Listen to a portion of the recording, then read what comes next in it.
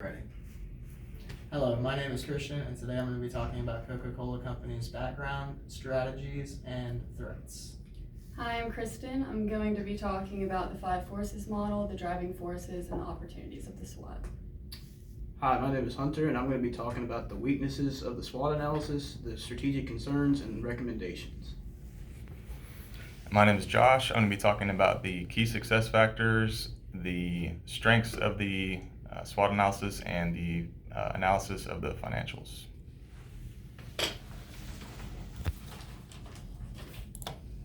Alright, so analysis of Coca-Cola.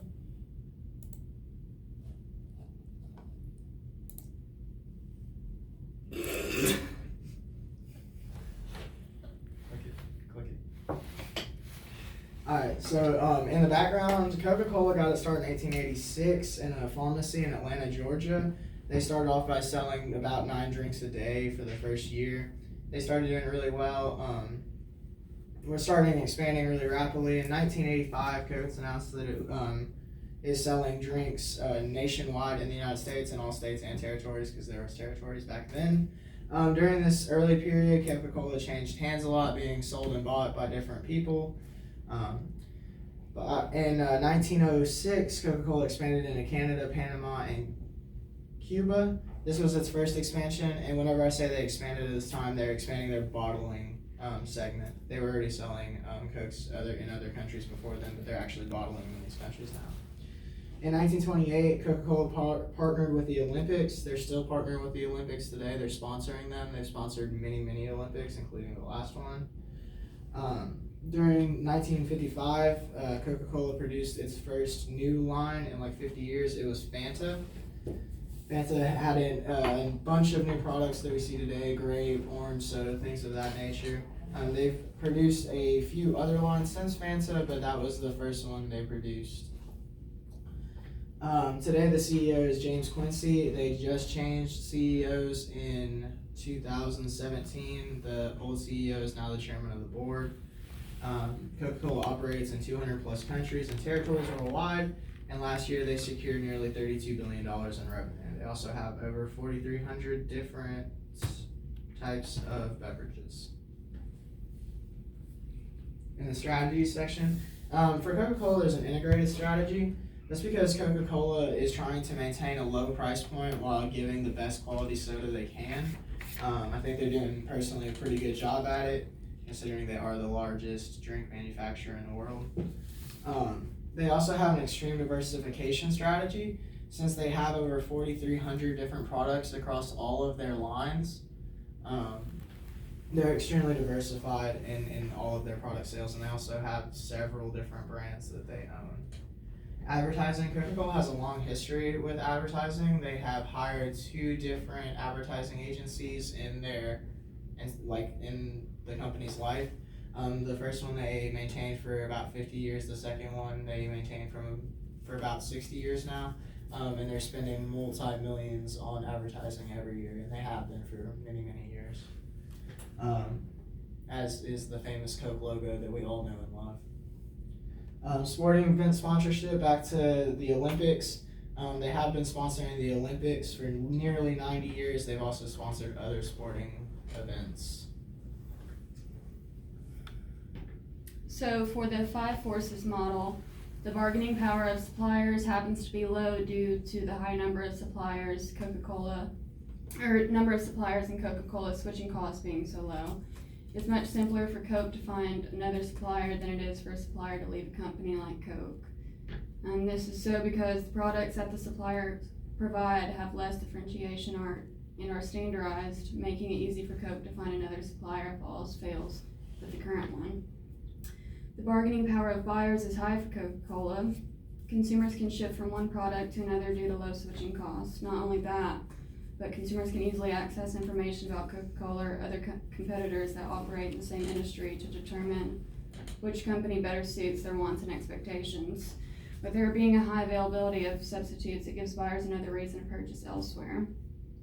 For the threat of new entrants, the force is weak for the reason of how difficult it is to achieve the economies of scale in the industry that Coke operates in. This gives a cost advantage to companies like Coke and raises the barrier of entry for new entrants. There's always the possibility that a new entrant could slowly make its way to the top, but with how high customer and brand loyalty is for Coca-Cola, it would take a large amount of resources to closely compete with Coke. The threat of substitutes is strong for Coke on behalf of the wide range of beverages that there are available for customers. And the intensity of rivalry amongst competition is likely the strongest force among them all. It's no secret that Coca-Cola and Pepsi have the strongest rivalry in the industry in which they operate. The reason that this force is so strong is because neither company pose a major threat to one another. If you were to put the two businesses side by side, you would see that they are close in size, sell very similar products, close in market share, and strategize in the same way.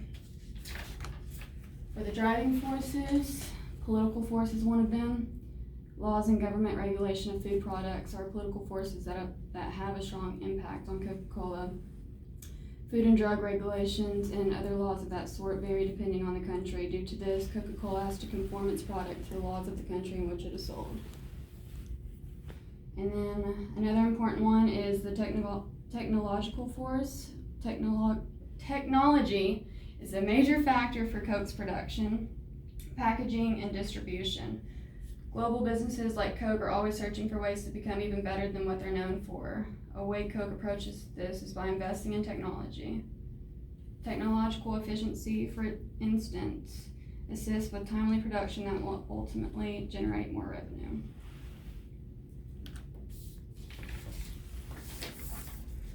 All right, for the key success factors, the four, being in the beverage industry, brand identity and recognition is probably one of the most important ones, specifically because customers, they're going to buy what's on the forefront of their mind at the time. So the last advertisement they saw was, from a Coke commercial or a Pepsi commercial.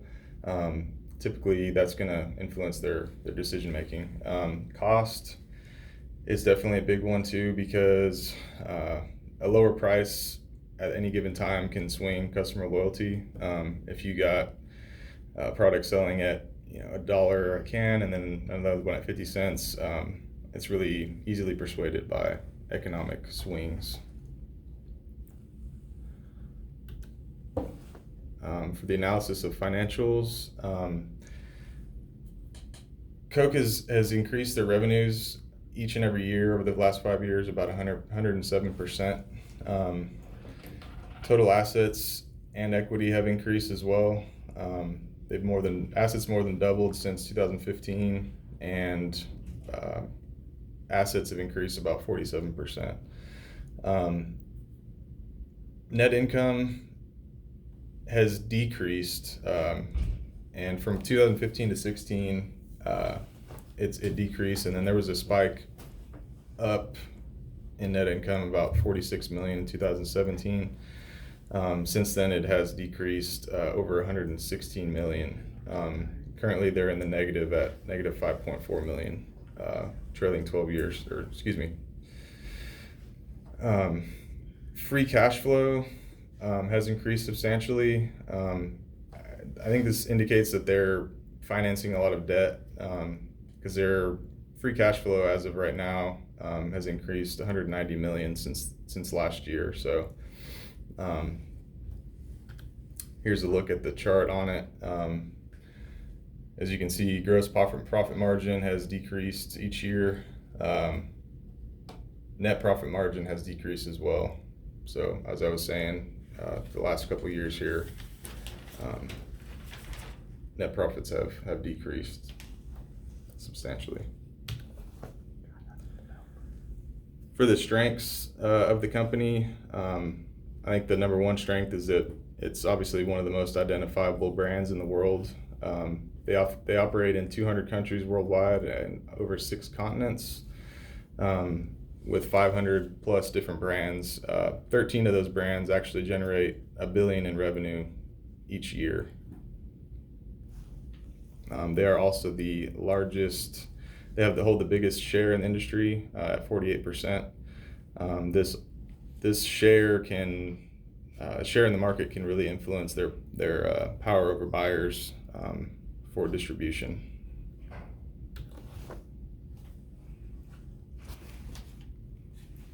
So for the weaknesses, major weakness is the lack of product diversification. We mentioned this a couple of times. While they do have a lot of like soft drinks and just drinks in general that they own, Coca-Cola does not have very much stake or interest in the snack business. So that's a major weakness. On the other hand, Pepsi has successfully diversified their product line into things like chips and other snacks. So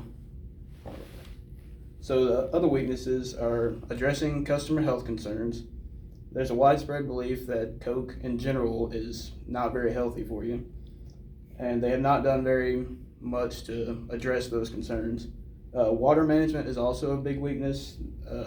That involves like using the water for production, and the water that they use or the places they get their water are used by many other people as an essential part of their daily lives. And another one is a lack of consistent competitive advantage. This goes along with the lack of product diversification, strong competition with Pepsi and other drink makers, and then heavy reliance on core brands, the strong reliance on just the regular Coke and not putting as much focus on the other products that they own.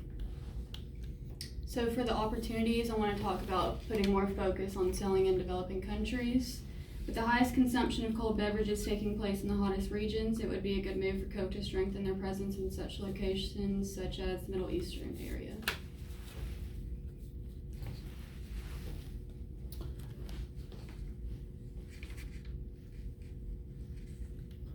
For the strategic concerns, the main one that I want to focus on is the strong competition with Pepsi. As has been mentioned before, Pepsi is Coca-Cola's most direct competition in the drink industry.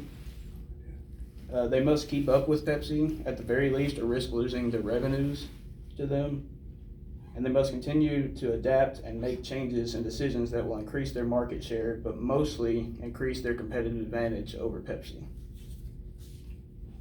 And then some other ones are strong indirect competition with other drink makers like Starbucks, Nestle, companies like that.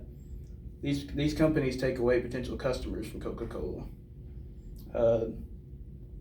Another one I want to focus on is the shifting customer preferences. Customers or people these days are wanting more and more healthy products.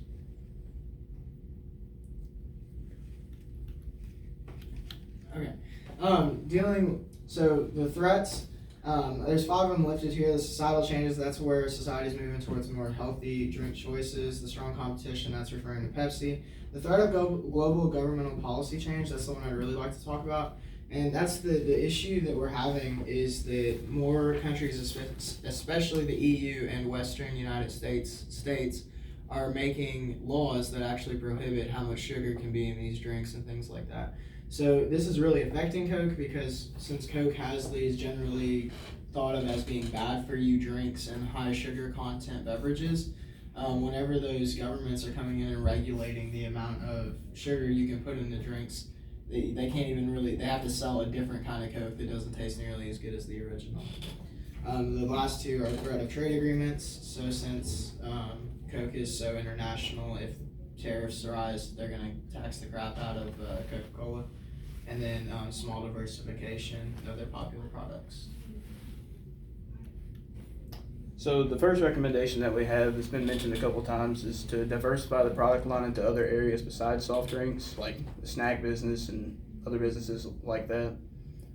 As we mentioned, Pepsi has successfully done that, and it's allowed them to gain a competitive advantage over Coca-Cola in that aspect.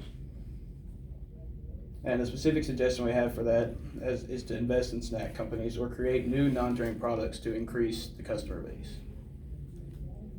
And then the second recommendation that we have is a move toward healthier ingredients.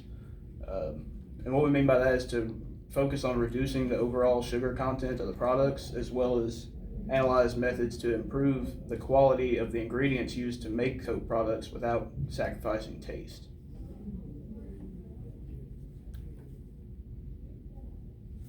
And the third one that we have is to reduce negative environmental impact. What we mean by that is to find efficient ways to obtain water needed for production without negatively impacting the water supply of surrounding areas. And a way to do that would be to either reduce the overall amount of water that is needed to produce Coke products, or use water sources that are not heavily used and essential to the livelihood of others. Thanks.